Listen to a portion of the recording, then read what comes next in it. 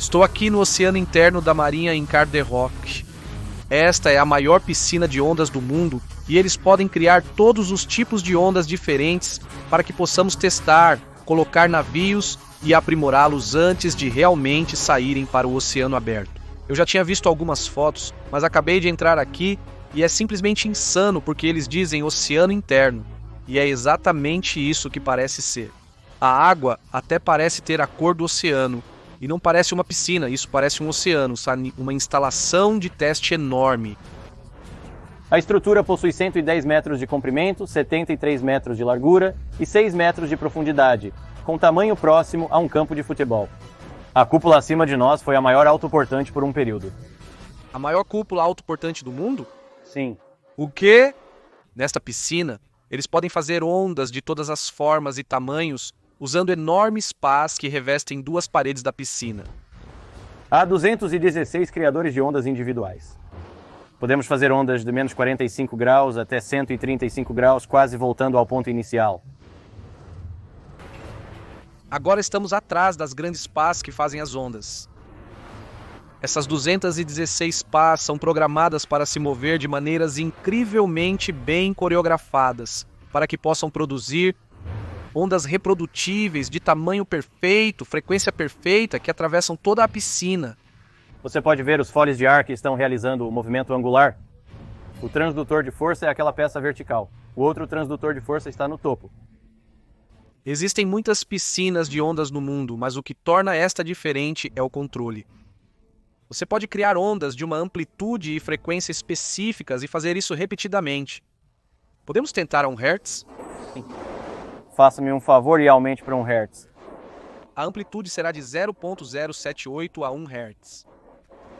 Então esta é a maior onda que podemos fazer a 1 Hz, baseado no movimento e na exigência de energia para o criador de ondas. Há algo um pouco surreal em assistir a isso, porque quase parece um oceano, exceto que você nunca vê ondas tão regulares. Lá no fundo, correto.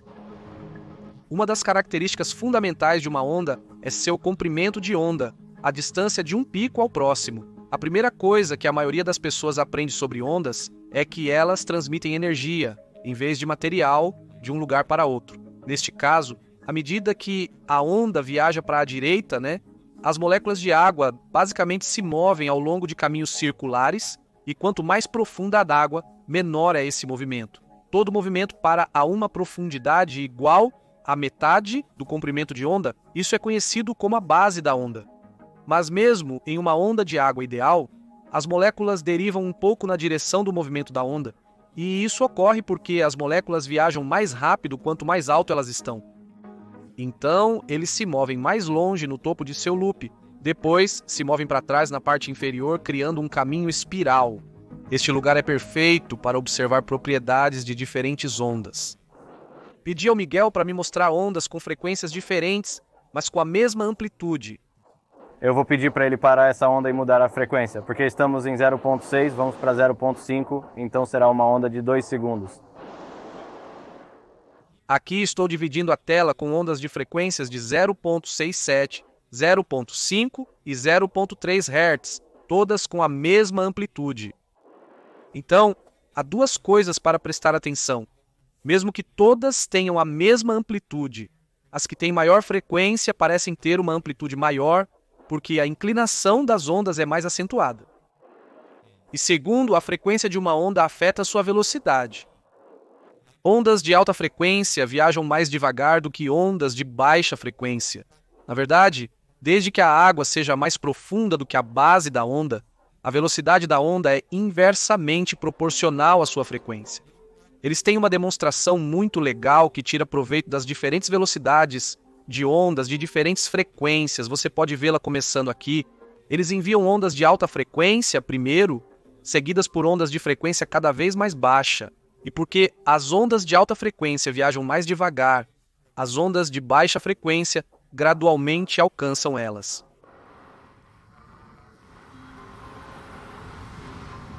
E eles cronometraram para que todas as ondas se encontrem exatamente ao mesmo tempo e lugar na piscina, e isso faz com que a onda quebre. Engenheiros oceânicos podem repetir o feito. e de novo. E da mesma forma, devido ao seu controle preciso sobre as ondas. Esta demonstração ilustra o princípio da superposição, onde ondas se somam ao se encontrarem. A altura da água é igual à soma das alturas das ondas individuais que se encontram naquele ponto. Você pode ver o quanto a amplitude é maior. As ondas individuais não eram tão grandes, mas somando todas, é possível criar uma grande onda quebrando. Eles também podem usar a superposição para criar ondas estacionárias. A seguir, temos duas ondas regulares se aproximando uma da outra, conhecidas como onda quilt. Então vamos ter uma onda vindo neste sentido e uma onda indo neste sentido. E isso vai criar ondas estacionárias. Duas ondas regulares saem, formando um grande padrão de colcha ao observá-las. Em alguns lugares na piscina, as ondas sempre se anulam para a amplitude zero e em outros lugares as ondas se somam para a amplitude máxima. Eles podem enviar ondas de todas as direções, formando frentes de ondas circulares, e então canalizar toda a energia da onda para um ponto chamado centro do alvo. Agora vamos escutar a onda do centro do alvo, que é basicamente o mesmo, mas em vez de ter uma linha de ondas, tudo se encontrará em um único ponto. Você pode ver que as ondas estão vindo do lado longo, formando uma onda esférica, e outra onda esférica vindo do lado curto. Isso está quebrando devido às ondas que se juntaram e a altura da onda ser mais do que 1/7 do comprimento da onda. Jogamos brinquedos na onda para ver o que aconteceria. Eles seriam empurrados para a onda quebrando? Mesmo que não haja muito movimento líquido da água, o patinho flutua com as ondas e é rapidamente empurrado para o centro do alvo. Como está o patinho? Ele está chegando na zona de perigo agora mesmo, está começando a canalizá-lo diretamente para aquela onda quebrando, ele está chegando lá. Ele está em pé, levantando-se. Oh, ele se afogou! Isso é incrível. Foi exatamente onde queríamos. O verdadeiro propósito desta instalação não é brincar com brinquedos ou criar ondas perfeitas e artificiais, é replicar em pequena escala os tipos de ondas que os navios da Marinha encontrarão nos oceanos do mundo. Engenheiros de pesquisa testam modelos de navios de bilhões de dólares na água para analisar o desempenho de diferentes designs em condições reais. Agora o barco está vindo de 45 graus. A altura significativa das ondas será de 13 centímetros, o que equivale a ondas de 6 metros neste modelo em escala.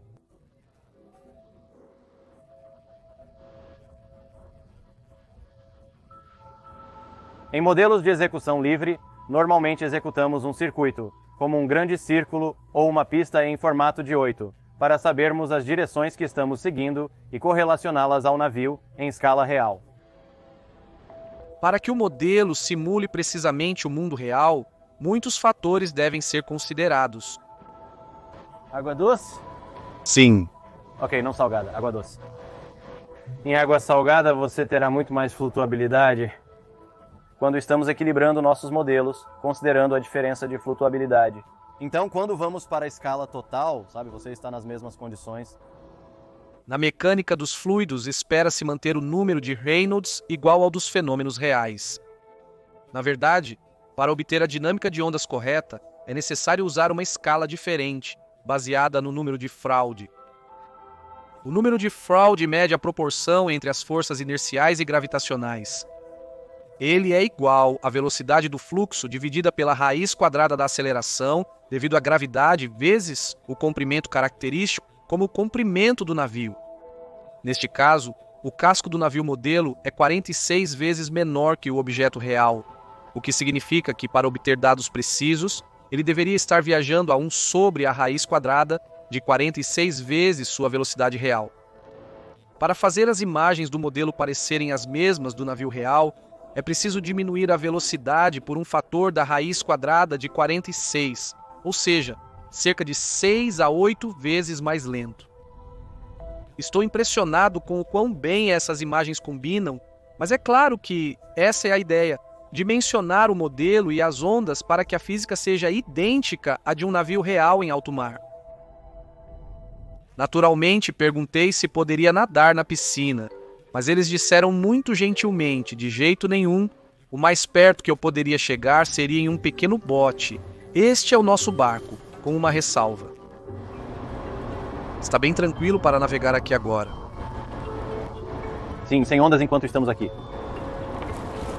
Então estou presumindo que ninguém nunca esteve aqui com ondas? Não, acho que é uma das coisas que eles não querem que a gente faça por uma questão de risco. Este lugar parece ser, eu não sei, como um enorme parque de diversões. Este lugar é para engenheiros como nós, onde nos empolgamos com a ciência e o que estamos fazendo aqui. É um volume enorme. Só entendi o quão profundos são 20 pés quando esvaziaram para instalar os novos geradores de ondas. É um grande volume que é ocupado por toda essa água. Então, quando passamos, esses são nossos sensores aqui. Temos um grande conjunto aqui. Estes sensores ultrassônicos medem a altura, o período e a direção das ondas no reservatório. Portanto, queremos medir para assegurar que o que testamos é o que acreditamos ter. Nessa piscina, podem se criar todos os tipos de condições de ondas encontradas em diferentes partes do mundo. A maioria das ondas do oceano são criadas pelo vento, e os ventos mais fortes ocorrem em e ao redor de tempestades. 5 fatores afetam o tamanho e a forma das ondas criadas. Estes são a velocidade do vento, a duração do vento, a distância sobre a qual o vento está atuando, conhecida como busca, a largura da busca e a profundidade da água. Conforme as ondas se distanciam de uma tempestade, as de maior frequência perdem energia mais rapidamente. Dessa forma, as ondas rápidas e de baixa frequência, que percorrem longas distâncias, são denominadas ondulação. Quando essas ondas se distanciam por centenas de quilômetros, como no Pacífico, eventualmente você obterá uma ondulação de longo período delas. Mesmo distante da tempestade, a energia gerada por ela cria ondas longas, resultando em ondulações em mar aberto. Me fala se essa é uma boa analogia. Eu sinto que, com o som, muitas das altas frequências vão se acabar rapidamente longe de uma fonte, mas as baixas frequências viajarão muito mais longe. Correto. Então, é a mesma coisa com as ondas. É como se você se afastasse de um show e ainda ouvisse o baixo, mas não as altas frequências. Uma ótima analogia, sim. Qual é o problema com as ondas rebeldes? Gosto de pensar que é uma onda rebelde que surgiu do nada. Não, geralmente são várias ondas que se encontram e criam uma amplitude muito maior do que seria a onda sozinha. Quando as ondas se encontram, a amplitude resultante é tão grande que não consegue se sustentar e ela acaba quebrando. E um dia calmo, quando você vê ondas quebrando na praia a cada 10 segundos, isso é a ondulação. Mas por causa do seu longo comprimento de onda, a ondulação não é realmente uma preocupação para navios em alto mar. Em uma ondulação de longo período, o navio provavelmente balançará um pouco. Porém, as ondas altas e de vento que realmente movem o navio são mais preocupantes. As ondas de vento são formadas em 3 etapas. Primeiro, quando o vento sopra na superfície de uma água perfeitamente parada, o movimento turbulento do ar cria regiões de pressão ligeiramente mais alta e ligeiramente mais baixa, e isso cria pequenas ondulações com comprimentos de onda de cerca de 1 centímetro. Mas agora o vento pode agir nessas ondulações, criando maiores diferenças de pressão entre a frente e o topo da crista da onda, empurrando-as para formar ondas maiores. E a interação do vento com essas ondas então cria diferenças de pressão ainda maiores e ondas ainda mais altas. As ondas são geralmente uniformes neste momento, mas à medida que interagem entre si, criam uma gama de ondas de diferentes comprimentos de onda, e à medida que o vento continua soprando, essas ondas começam a quebrar, transferindo sua energia cinética para redemoinhos, que dissipam sua energia como calor, uma vez que a dissipação de energia corresponde à entrada de energia do vento. As ondas atingiram seu tamanho máximo, e isso é conhecido como um mar totalmente desenvolvido. Isso será uma onda irregular, diferente das ondas regulares vistas anteriormente, que possuíam uma frequência e uma amplitude constantes. Isso é o que chamamos de espectro, ou múltiplas frequências e múltiplas amplitudes. Você pode ver que há uma frequência mais alta com as ondas que viajam mais devagar do que as ondas de baixa frequência. As ondas de baixa frequência viajarão mais rápido e superarão as outras, o que as faz parecerem pontiagudas. Isso atenuará as ondas. O que me surpreendeu é que os diferentes oceanos do mundo têm diferentes tipos de frequências de ondas ou diferentes espectros, dependendo de sua geografia e dos tipos de tempestades que ocorrem lá. Por exemplo, o Mar do Norte e outros pequenos corpos de água têm um espectro mais pontiagudo, e isso se deve ao alcance limitado das tempestades que ocorrem lá. No meio do Atlântico, um espectro mais amplo descreve melhor as ondas do oceano aberto em desenvolvimento ou da cadência que você encontraria lá. E no Atlântico Norte, o vento constante em um oceano aberto produz o espectro mais amplo de ondas de vento.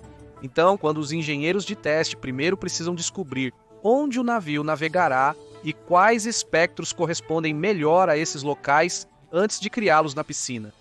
Para a maioria das pessoas, eu acho que um oceano é um oceano, mas você está dizendo que existem como diferentes condições dependendo de onde você está? O navio Destroyer, quando eu estava no comando, fizemos uma operação na costa da Coreia do Sul, na primavera, com condições de mar muito agitadas. Mas então, quando você está cruzando o Pacífico, muitas áreas são muito mais calmas. Então depois você sobe de lá para a costa da Coreia do Sul até o Golfo Árabe e todas essas condições elas são muito diferentes. Houve alguma situação que foi particularmente difícil para você? Então, meu navio estava realmente no meio de uma tempestade e o mar estava tão ruim. Isso foi no sul ou no leste do Mar da China. O mar estava tão ruim que teve uma vez que eu acordei no meio da noite e todo o meu colchão comigo dormindo em cima dele estava deslizando para fora da minha cama. E é um colchão com um tamanho grande. Então você pode imaginar o tamanho do susto que passamos naquela noite. A onda era muito maior do que isso e eu fiquei aterrorizado. Pode parecer inofensivo, mas acredito que esse modelo vai demandar muita água. Por que a quantidade de água no convés é importante para você? Na parte de trás deste navio Destroyer há um heliponto. Eles não vão querer água no convés quando um helicóptero está para pousar. Isso é um grande problema. Sabe, esse é um dos testes que fazemos aqui. Colocamos câmeras para olhar o convés e entender quanto de água respinga. Sabendo que não arriscariam um modelo sofisticado em condições adversas, trouxemos um pequeno barco por controle remoto para testar. Não ficaria feliz naquele barco. Muitas pessoas ficariam enjoadas. Uau! Ai não! Sumiu! Ah, está ali. Apareceu. Está de ponta cabeça. Tinha desaparecido. Estava no ar. E então foi para baixo. Nem todos os modelos testados aqui possuem controle remoto. Na carruagem faremos testes de modelo cativo, onde é possível amarrar, energizar e instrumentar um modelo que não pode se sustentar sozinho. Geralmente o modelo vai nesta área aqui. Os modelos são conectados aqui e então todo o modelo acelera sobre as ondas, sendo rebocado por baixo.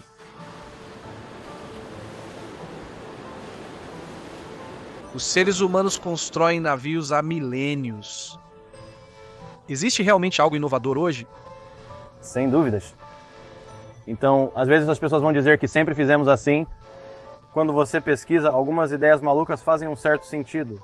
Ao testarmos, reduzimos gastos, pois é melhor testar um modelo do que construir tudo e descobrir depois que não funcionou. Todo protótipo de navio na frota da Marinha passou por aqui, passou por nossa supervisão ou foi testado em termos gerais conosco. Todos os navios da Marinha foram testados nesta instalação. Há um navio navegando com um design de tombamento. Quando vemos sua parte de trás, ele se alarga. Esse alargamento geralmente ajuda a proteger o navio quando ele começa a tombar, gerando uma força de reação ou empurrando ele de volta ao prumo. Um tombamento é moldado na direção oposta, e se você tem um navio moldado nessa direção, ele não tem tanta força para voltar quando ele tomba. Mas qual é a ideia de fazer um navio assim? Há várias razões para querer mudar o design de um casco. Parte disso são as partes que ficam acima da água, resumindo-se a forma e seções de radar, com muito a ser considerado nisso. Você sempre quer ser mais discreto, sempre quer ser mais rápido, sempre quer ter mais poder, e é sempre de onde vêm as inovações. Portanto, a maioria dos marinheiros desconhece o trabalho nos bastidores que apoia suas atividades. Durante meus 27 anos na Marinha, quando eu estava na frota, nunca tive ideia da magnitude do que eles fazem. não estou exagerando quando digo que isso impactou todos os navios e submarinos da frota.